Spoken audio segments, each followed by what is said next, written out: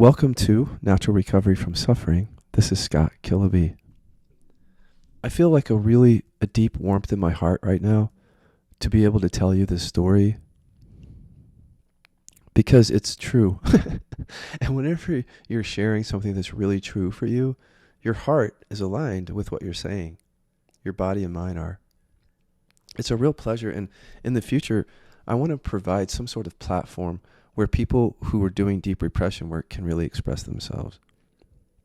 I mean, not a forum where people come. I just mean, I want to encourage that because I think that humans don't have the experience of really authentic expression.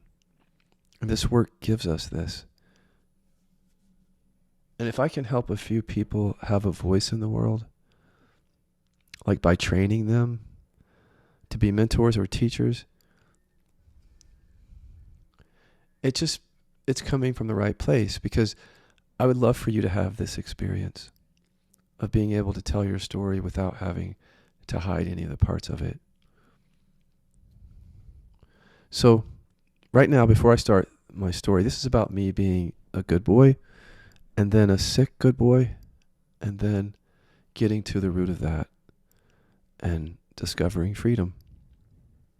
But before I talk about that, the Olympics are going on right now, and this is a huge deal in my life. So I'd be surprised if you guys see me. You'll see me post some videos and things in the next couple of weeks, but I watch every single swimming race, every heat, semifinals, finals, and yes, I do like the men, but that's not the reason. I find swimmers to be the most attractive men, because I grew up as a swimmer, but I love the sport. I grew up in the sport, and speaking of good, let me tell you about that. I got to slip into my family where they just didn't get to know who I was. You know what I mean by that? Like, you don't even know it until you do repression work fully, but that your parents never met you. That's how it feels. My mom and dad never met me because they only saw the parts that were good. I was an anger repressor from the beginning, so I had to be good. And when I say I had to be good, that's real conditioning in my body, synonymous with having to hold anger back. That's not a story. And I missed it as a teacher because it was unconscious conditioning of hold anger back, which you could just switch the words on that conditioning when you find it to be have to be good, have to be peaceful, have to be nice, some people have to be perfect. Some people say I have to be the best. There's the goodism, the category of people that Dr. John Sarno, he coined that term. That's all of us who are perfectionists, people pleasers. And I hope that through this podcast episode, by telling the story of being a sick good boy, that many of you out there will start to see where duality really comes from. I think storytelling is the way, which is completely opposite of what a lot of teachers say. If we can tell those stories consciously, or if we've processed our story, there's no suffering in it. And we're embodied, and we can tell the story from that place. And that's what I want to do. So I was just like any kid. I mean, you want your mom and dad's approval. And I felt that my mom didn't really want me from an early age. And I was told that I was an accident. But I felt that energetically with mom. I did feel like my dad wanted me. My big trauma growing up was, before being bullied, was discovering that I was different. And everybody feels that way. But I had this added thing of like, I didn't have a word for it. Gay. I didn't have a word for it though. So what that felt like from the inside was, I always felt like a boy girl. But it was never an issue before 4th grade. When I was a kid, I think my mom and dad saw my femininity, which I later suppressed. So you might see it from time to time, but it was more when I was a kid. And I was really joyful. Now, my joy is fully online now, and my femininity is too. I mean, if you see me with Chester, you would know. Not in bed. I mean, like he'll even say, "Well, yeah, sometimes how you sit, it looks, yeah." But see, I couldn't do that for many years. I couldn't put on makeup like I do on YouTube, or I couldn't do any of that because of this bullying. But before the bullying in fourth grade, I just remember just having to be good and hiding anything that could have gotten me in trouble, where I had been seen as bad by mom and dad. So that started with the sexuality and the gender issue. So they never met me. They never met those sides of me early on.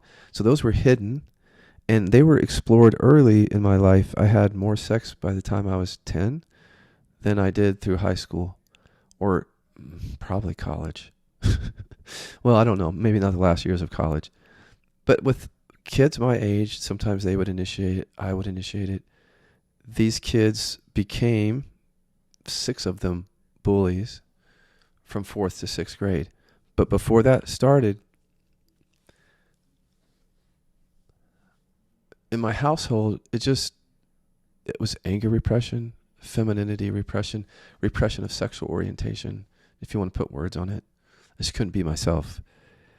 But I was fairly joyful looking because I had to be good. I just showed up that way. Like, that's how I was getting love and approval. I had a kind of a different personality than, well, once 4th grade started.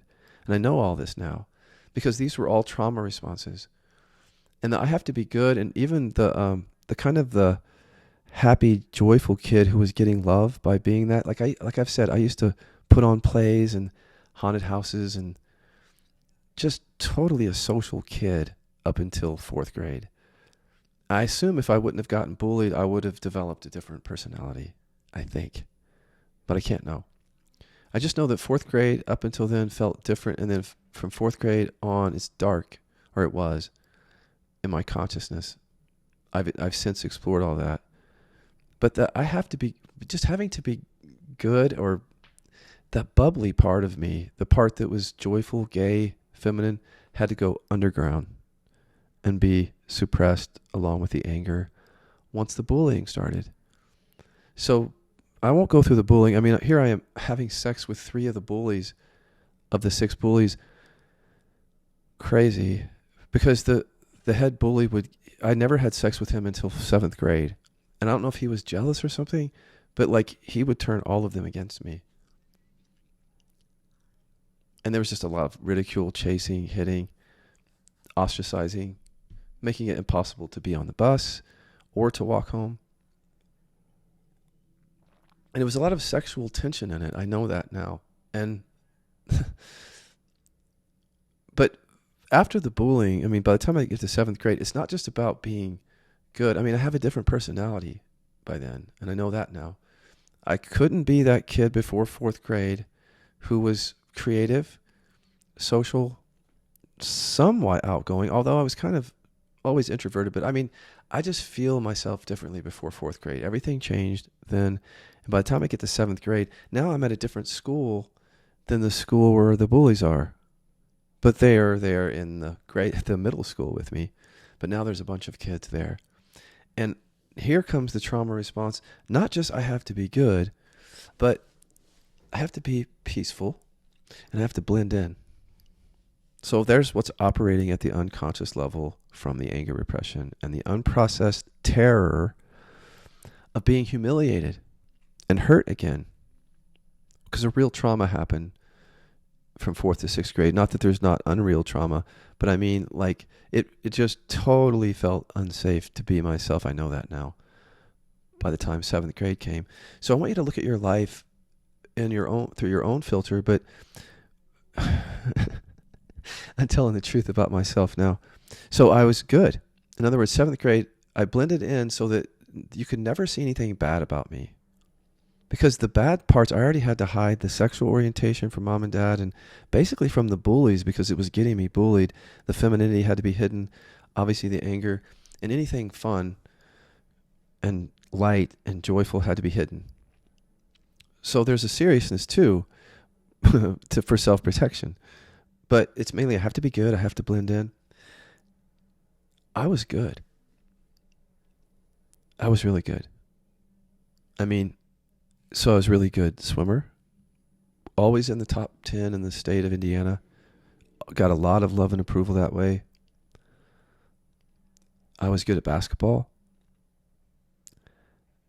Track, that made me good. Love and approval. All these different things, playing guitar. These are things that help me survive through the deep terror of humiliation and being rejected again. And I'm just going after one thing after another to be good, to avoid the deep pain and fear that I'm carrying, the anger. I don't know it though.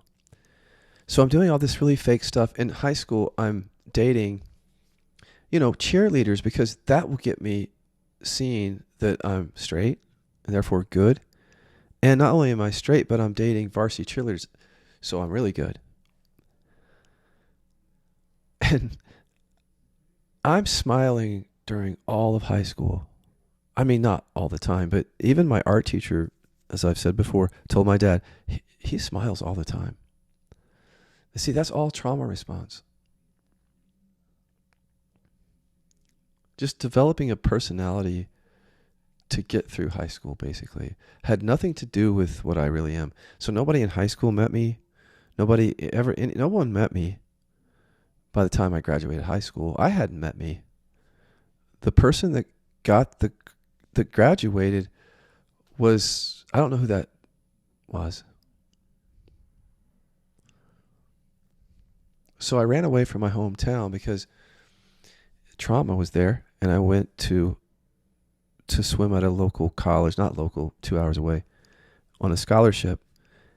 And I wanted to blend in. I didn't want to stand out. And that's when the real avoidant personality disorder, I was never diagnosed, but if you look at my life, and maybe this helps you guys to look at avoidant attachment or just avoidant patterns, and it's really common in spirituality, but it's hard to see when you're in it in life. And it's hard to see even when you get to spirituality, the trauma of our lives, until you do the work at the unconscious level.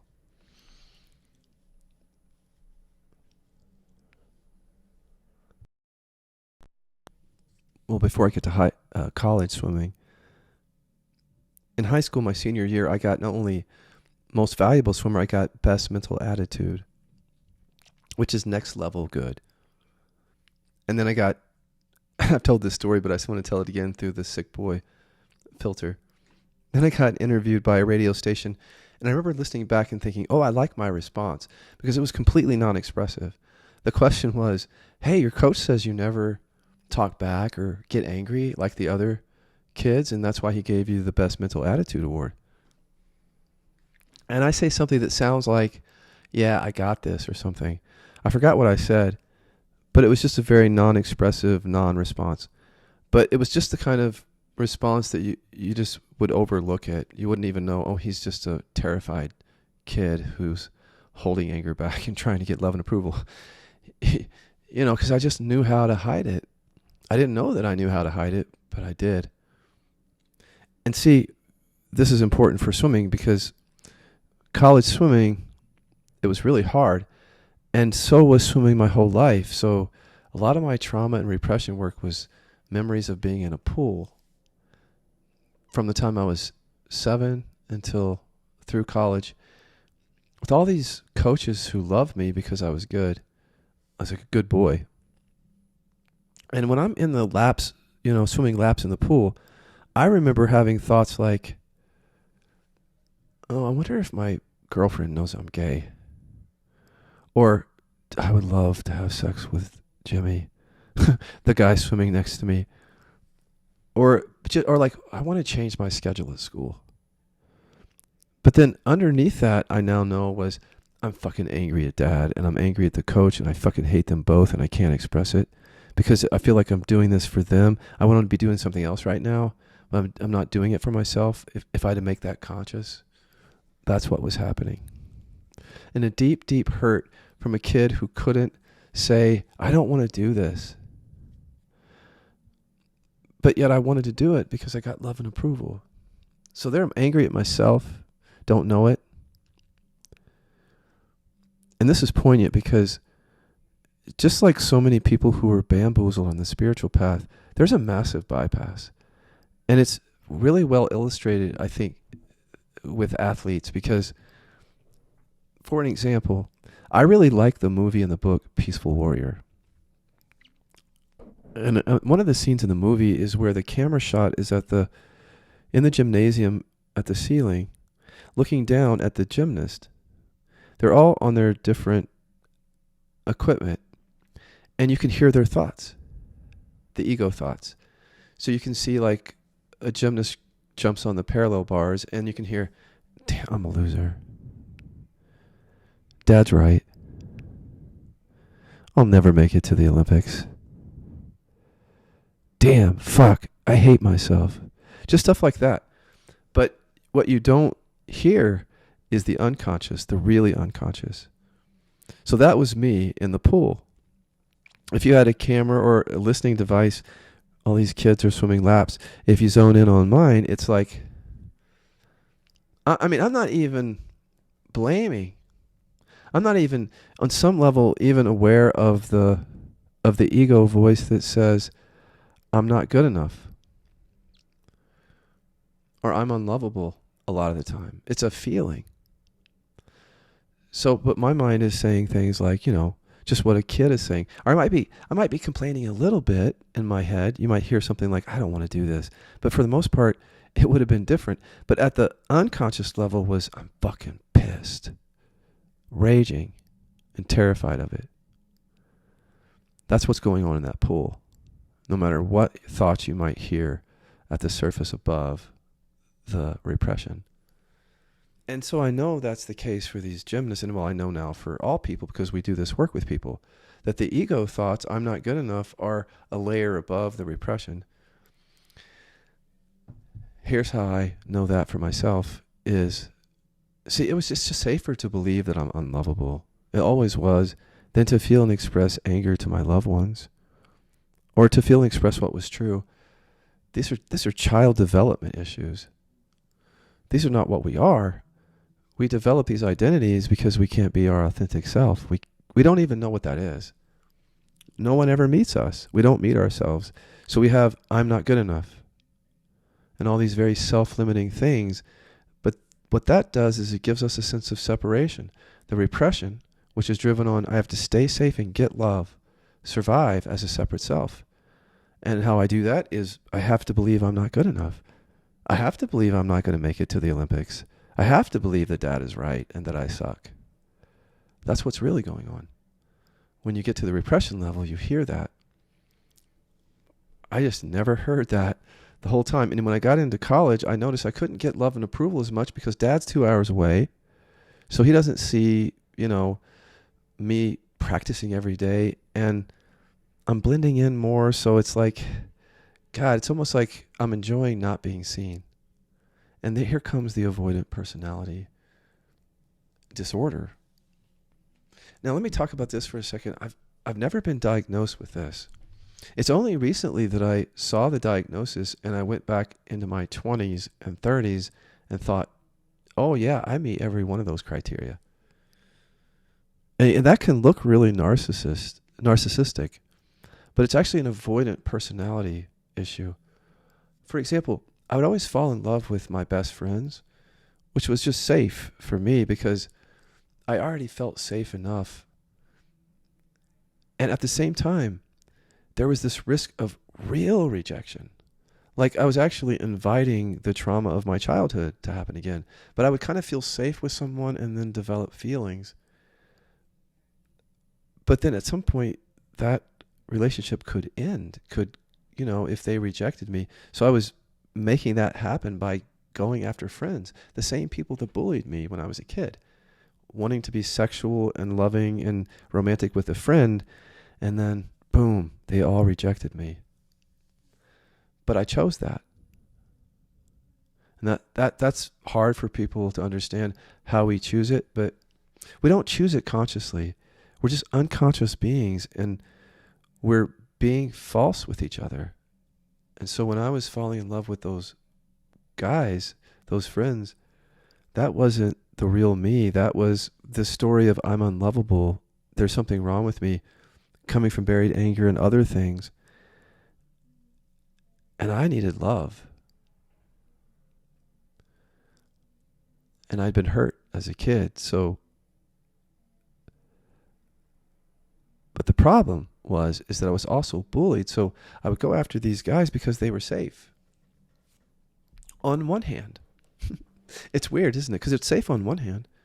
It's safer than just like falling in love with someone you don't know you don't really know them. That's how I thought back then. I mean, I wasn't conscious of it. But then at the same time, I want you to understand that I lost friendships out of this. So I kept re-traumatizing myself and feeling unlovable. But that kept me safe from the buried stuff. It kept me safe from meeting myself or meeting any of these men. Really. It's just all trauma.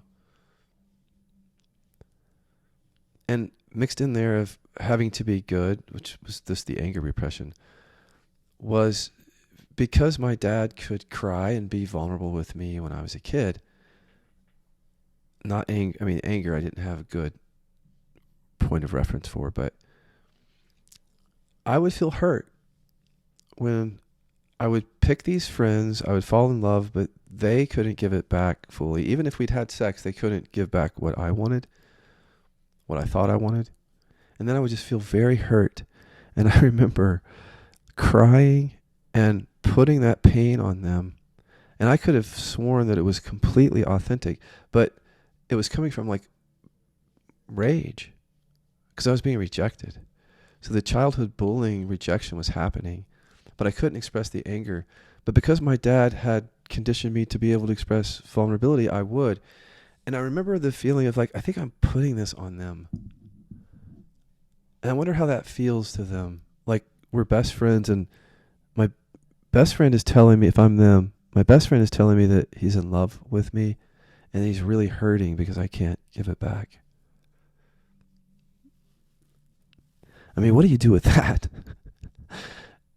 See how safe and how protected I was? Because I was raging underneath at the rejection, afraid of it.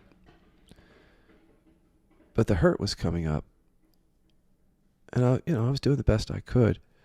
But these guys didn't reject me after that. I would reject them. See, it was all safe. Avoidant personality. So, you're not going to love me then? Well, goddamn, I fell in love with another guitar player. Oh, shucks. That was stupid. I need to leave the band. Avoidant personality, leave. See, I didn't understand I was driven by some very simple programming. Get away, get away, get away, get away. As a result of the bullying and the stuff from childhood. Along with, I need love. So I need love, but I have to get away. And then all of that from I'm holding anger back. See that? Do you see the connection? It's just a few programs. But at the surface, it just looks like someone who's looking for love and playing in bands and wants to, have a happy life like this or that. Something else was going on at the unconscious completely. I was actually unconsciously creating all that suffering over and over again and not knowing I was doing it. So that just led to bad places. And by the way, I hope that this story reveals where duality comes from, if you can't see it yet. Because as I grew up good, all the bad parts have to be hidden. Going back to the sexual orientation and the gender thing and the anger, all of that hidden. Then when I started to experiment with drugs, hidden. Anything that wouldn't go along with good, hidden. Because that's bad. And the anger repression was behind the I have to be good duality. And so I couldn't show these parts that were bad. See that? And if I would have gotten found out, I couldn't have gotten angry and defended myself because I didn't think I had a right because these are bad parts. There's a duality. When it comes to right and wrong, it was confusing because I needed to be right because it was, scary, just like for anyone. But sometimes it was just safer to be wrong, to go along with, to get their love. Duality.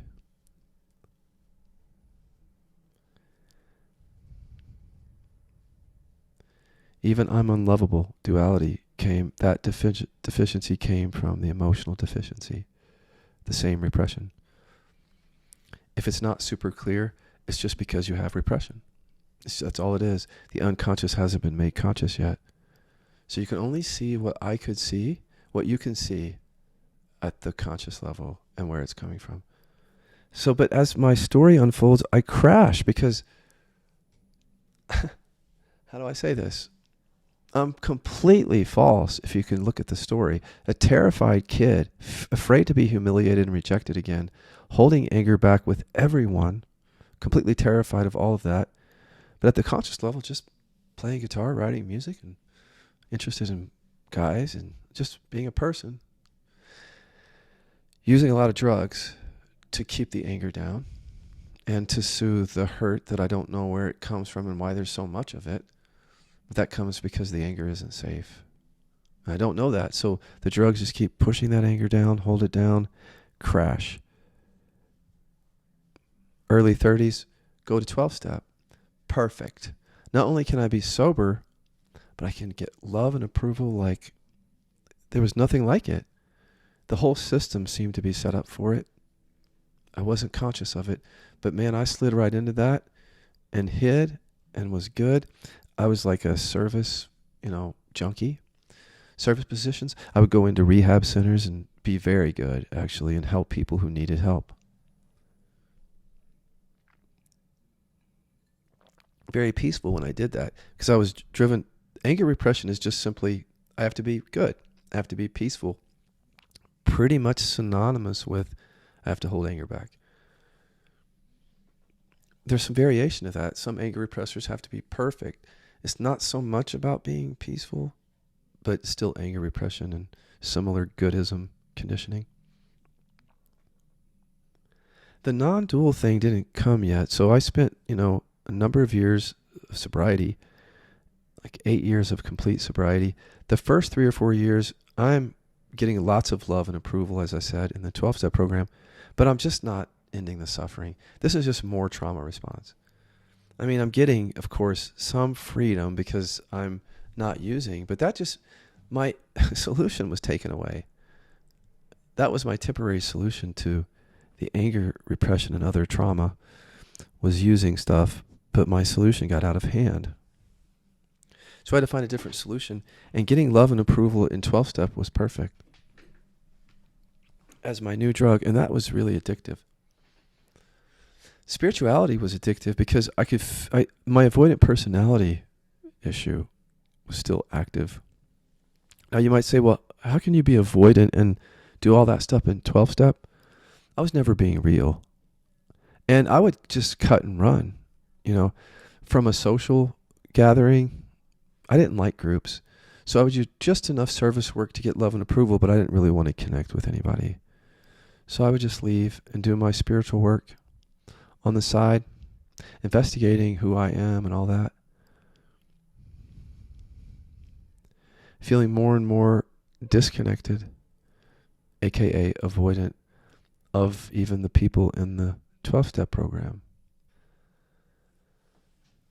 But listening to the non-dual teachers tell me that it's already here. What I'm seeking is already here. And they were right. But because of this conditioning of anger repression, there was still seeking, and my consciousness was seeking some version of awakening that was like the highest level of good and peaceful. You know how like the trophy for best mental attitude was like next level? This is the highest one, I thought. I mean, I'm really unconscious to this. I think I'm just wanting to wake up and be free of suffering. But actually, no, it was anger repression and other repression driving that. So there was an idealized seeking. And but I was with good teachers in the sense that they got me, I don't know if this is good actually, because the seeking comes from emotional repression. And if we put the seeking to rest without seeing it's connected to the repression, you can get sick like I did. So I don't think it's that good, but the teachers at least helped me see that the seeking's coming and going, and awareness is already here.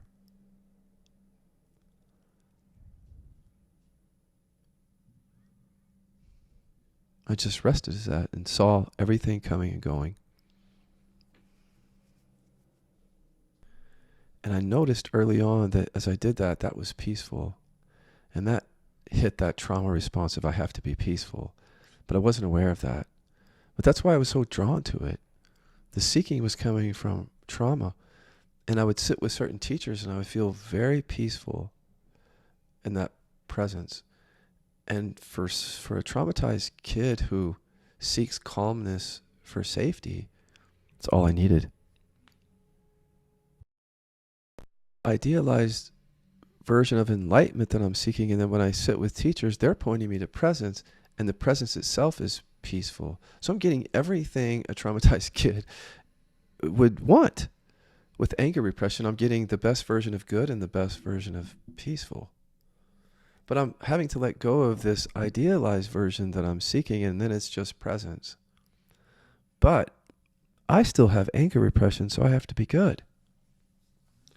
And this is where the duality continues, because just like I had to hide all those parts that are bad when I was a kid and only show the good parts, as a teacher, you didn't see that I had a BDSM addiction while I had it.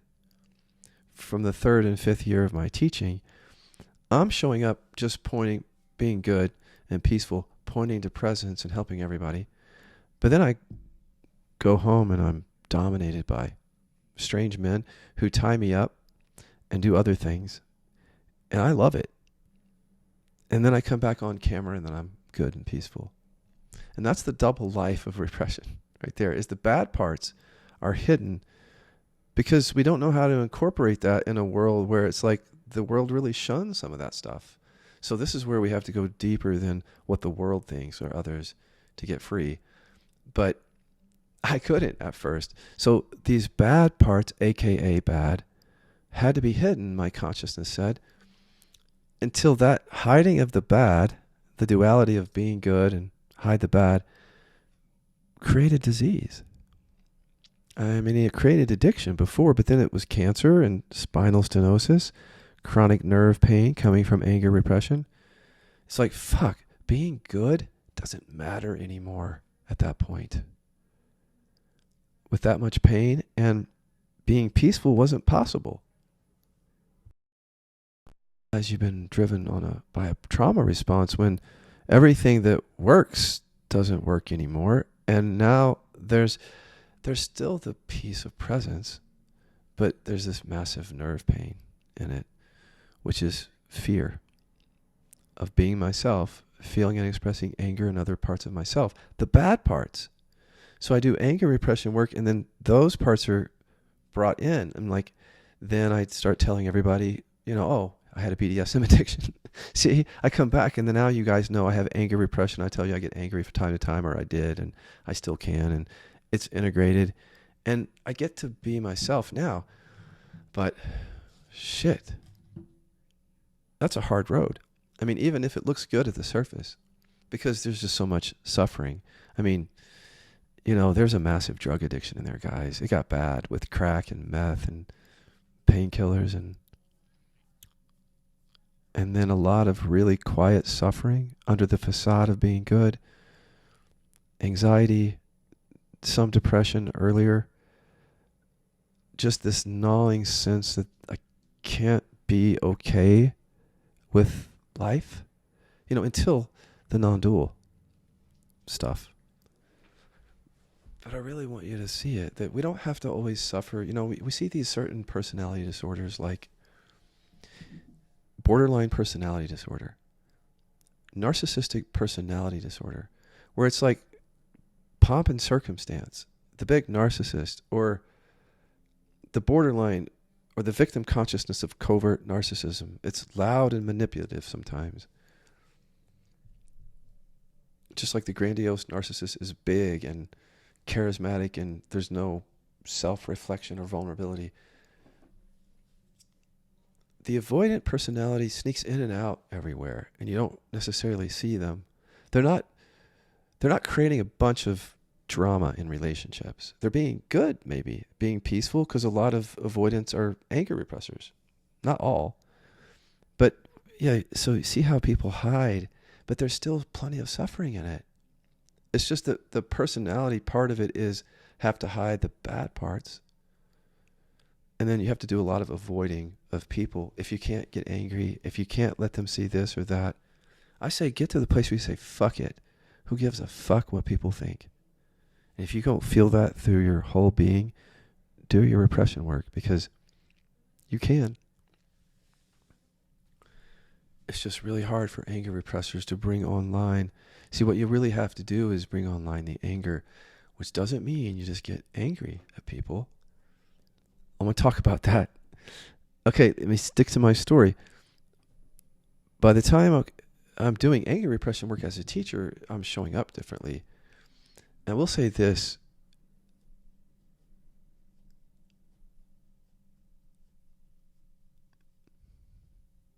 If you never heard a story of me getting angry after anger repression work, or see it or hear about it, you shouldn't do this work. After you hear a lifetime of that kind of suffering, where I can't even hear the voices that are complaining about swim practice while I'm in the pool. I can't even hear my own voices that are complaining about how I don't like it. I'm so disconnected from my anger. If you can't see the suffering in that, we're all really disconnected until we do the repression work. Do the work. If I were you, if you didn't hear those stories. And so my actual process went like this. You know, it was safe to get angry with Chester. Chester is the first relationship where I've really been authentic. And he is a hurt repressor who actually has been diagnosed with borderline personality disorder.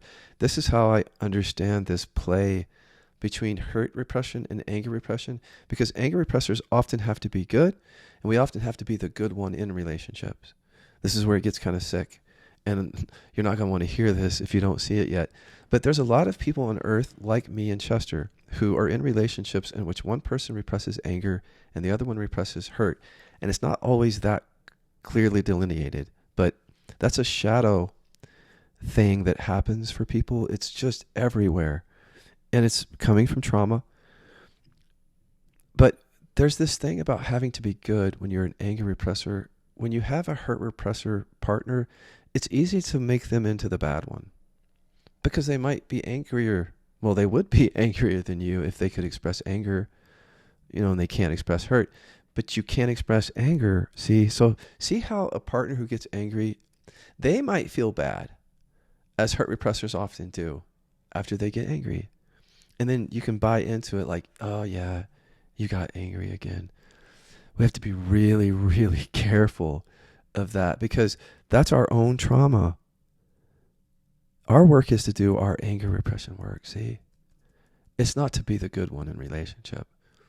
That's just being more sick boy, sick girl.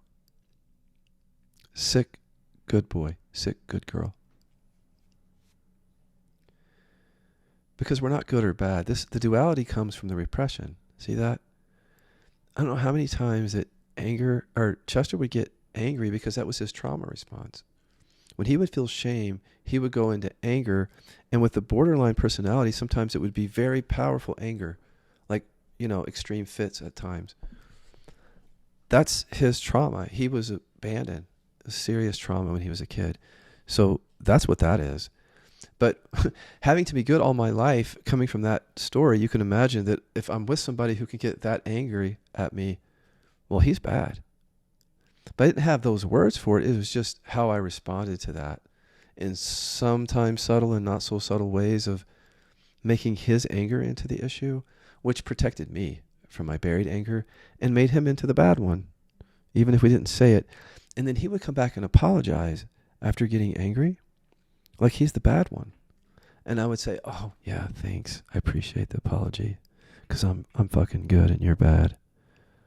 But I couldn't say that, and I didn't know it. But I was living from it. Because I love him. I mean, I've experienced real connection with him, and to know that I was doing that when he grew up feeling like he was bad for being angry because he couldn't express the hurt, and then to make that into an issue was just not cool. And it certainly didn't help his borderline personality issues. So I had to go through my own transformation to even be with Chester, because it was just as much my trauma as his. Anger repression is anger repression. Even if you show up good or peaceful, it's still trauma. Suffering, it creates duality in relationship. And if you can take full ownership of this, this is the way out of suffering, because we're creating it. Chester, who, it's not even fair to say, but it was safe for me to come out of repression with him, because anger was something that he was more comfortable with than hurt. And so I had to hold back hurt a little bit, because that was his repression, until we did some work together and I reversed my anger repression and could open up to the vulnerable emotions with him, and then something different happened. Actually, only one person has to transform in a relationship for the relationship to start to shift. And that's exactly what I experienced. It's not to say we have a perfect relationship. He has that diagnosis. Whether you believe in it or not, his life has all those signs. So that doesn't change all that. He has work to do. But how we relate is very different than how I've ever related to a person, because I've seen and made conscious the conditioning that was always having me avoid real intimacy. And I now understand that to have real intimacy, I had to see through, I have to be good in the buried anger to be myself with him and with you. And I couldn't do that with repression. Certainly couldn't do that with he's bad and I'm good or anything like that. I mean, you might think, well, were these stories in my mind? No. Don't be bamboozled by repression. I have to be good is usually not something that's very conscious, guys. You might know it about yourself, but it's buried conditioning. If you're not aware of buried anger right now, you're probably not aware of being good, except that you can look in your life and see the goodism or the perfectionism, like in the visible aspects of your life. But the conditioning itself is really, really buried. This is how it went on for so long and so subtly. And I can't tell you how much this is the answer it was for me. Repression work in my relationship. Rarely do I get angry at Chester and it's not repression. It's because I've done my work. And we have a different relationship where we communicate needs and boundaries, and there can be real intimacy because of that, even as he's going through that. So that should give people hope that just do your own work. I just had to make conscious this stupid notion that I'm good and that I have to hold anger back, because it just wasn't real. No matter what you think about it, it just isn't. And I say that because who else will say it to you? I mean, there's so much reward in just being good in life. Don't you want somebody to say to you, look at the science, look into your own body, and you'll discover that being good, being perfect, if you haven't already discovered it, is a major source of suffering. Being the best. Just because we look good or peaceful or the best doesn't mean it's not suffering. And some of us are going to have to get sick before we realize it. But now that you have this work, you don't. Oh, I can't promise that. But you don't have to keep suffering if you can see how you create it. But can I just be honest with you in the last few minutes here? Not that I haven't been honest, but I'm really, really honest about what it takes. If you can understand that this is your conditioning, since childhood, you're holding back emotions, you're forced to identify with what's false. Everything that you think about yourself isn't what you are. It's self-protective mechanism, separation. And that the unprocessed emotions and conditioning buried in the body, where that sense of separation is what's driving all that. All that duality. We're not experiencing a reality. We're experiencing what we need to experience to stay safe and get love and survive as a separate self. And if that means holding anger back to do that, fine. Hurt, fine. Sadness, fine. All of the above, fine. Because we just need separation to survive. We accomplish it in different ways. But if you really want to get to the root of suffering, you want to take that seriously. How is it actually created? How, why? Not so much analytically, but where does it come from?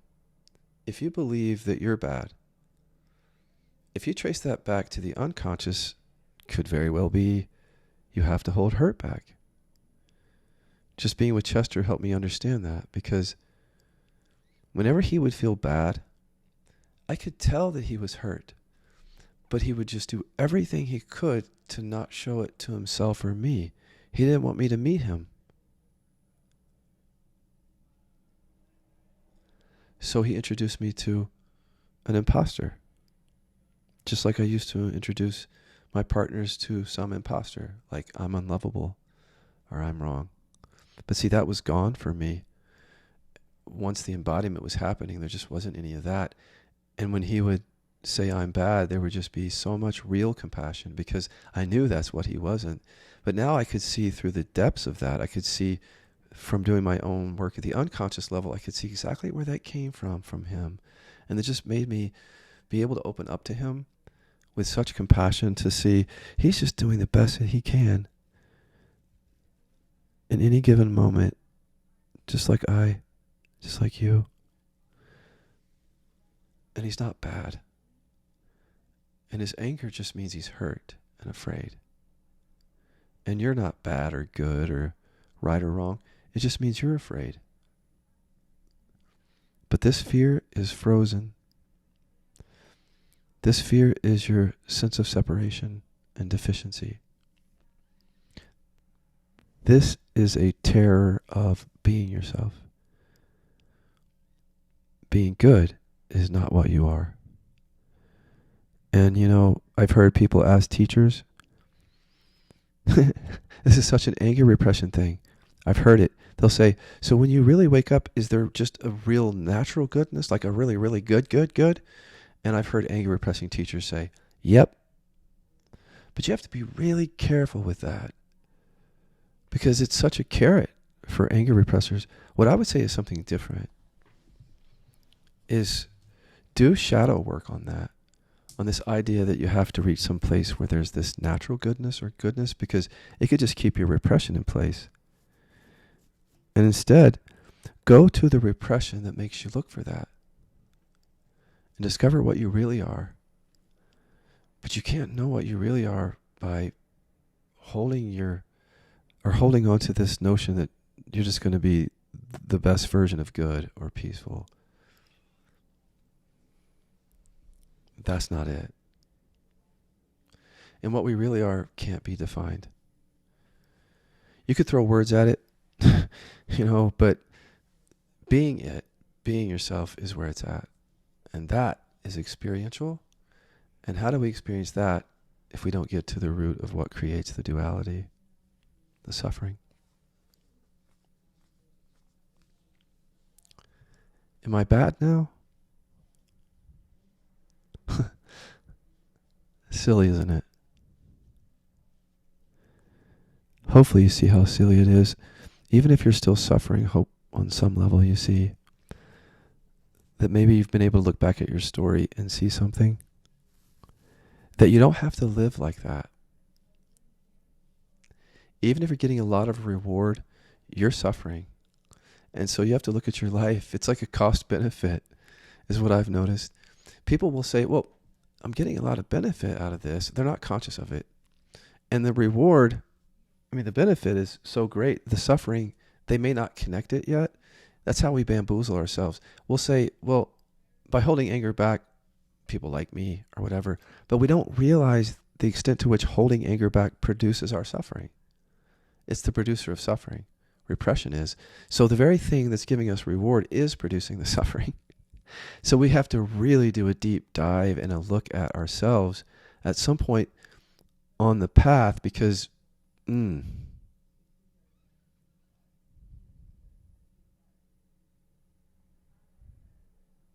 not about getting anything. Freedom isn't about getting anything, and that's why it's so freeing. Because you really do get to be yourself. Don't make the mistake of thinking that's a belief or a story.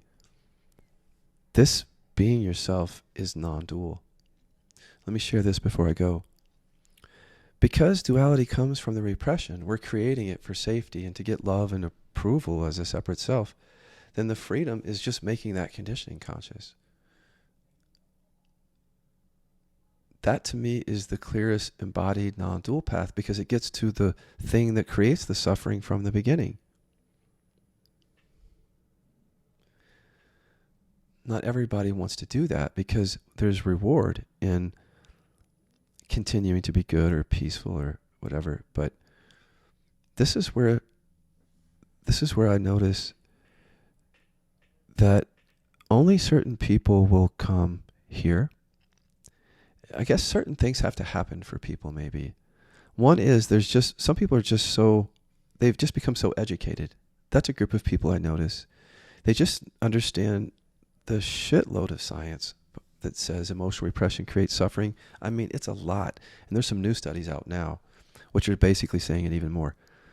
So, but they didn't need to because it's just so much. But some people have educated themselves. And I have to say that social media is helping in some cases. And some people are coming because they just cannot, it's like they don't want to be bamboozled anymore. Bamboozled means, like Carl Sagan said, if people bamboozle themselves long enough, for example, where their suffering is coming from, if you present evidence to the contrary, they might deny it. But some people who have seen enough of the evidence, they won't deny it. Other people come from, like, not so much of a real understanding of trauma, but because of desperation, like me. Like, you bypass for so long and you create so much suffering and it just keeps going that you're finally ready, I'll say it that way, to stop bypassing. And then I think there's some group in the middle where it's just I don't know, it feels like something intuitive is happening for some people. Like, even though they may not understand the science, they maybe listen to these stories, and even though the facts are different, you look at your life and you go, yeah, that's me. The same mechanism is, I'm holding myself back. I don't know what that is, you may say, but you identify with false stuff in your suffering. It's that simple. Are you suffering? Because that comes from the repression. You can call it trauma, because it is. But the reason that I like to call it repression is so that it'll point us back to what's really driving it. We don't want to feel stuff. Everybody knows that. But what will you do with that information? If you really, really know that you're driven by not wanting to feel stuff, if you don't know that, I would become skillful, take our repression test and check into the body, read up on the science.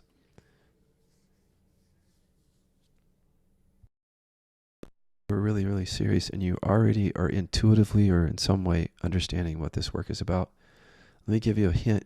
Once you learn the repression inquiry by working with us or getting the course where you learn it on your own, stick to working on what you repress relentlessly, because what I found is it's the most accelerated embodied path that I can find, because it doesn't hem-haw around with identities or shadows or things that are just safer. It uses those things to get to the generator of suffering buried in the body. And that just makes for a shorter embodied path. Now you could say there's no path. You just wake up to the presence that's already here. But that's not freedom, that initial recognition. So what I'm saying is that this is an accelerated path to your freedom. Of course, there's a process to it. And here's why. You want to be good. You want to be peaceful. You need to be perfect. So your conditioning is not interested in this. At the unconscious level, all you want to do is stay safe and get love. You have to come to terms with that. Otherwise, you'll be driven unconsciously by it. But once you know that, once you're fully aligned with the fact that you're just here on earth to stay safe and get love, until that's made conscious, then you'll focus there. And that's the repression. Stay safe by holding emotion back. Get love. Suffer.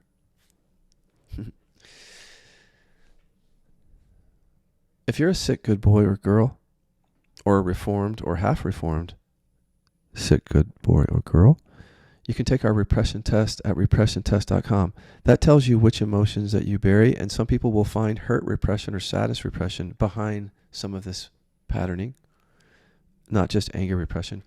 Then you'll be automatically added to our newsletter, which will help you understand more of what we're doing and show you ways into the work. But if you're just ready to start the work, and the description of this podcast is always like direct links to learning the work right away.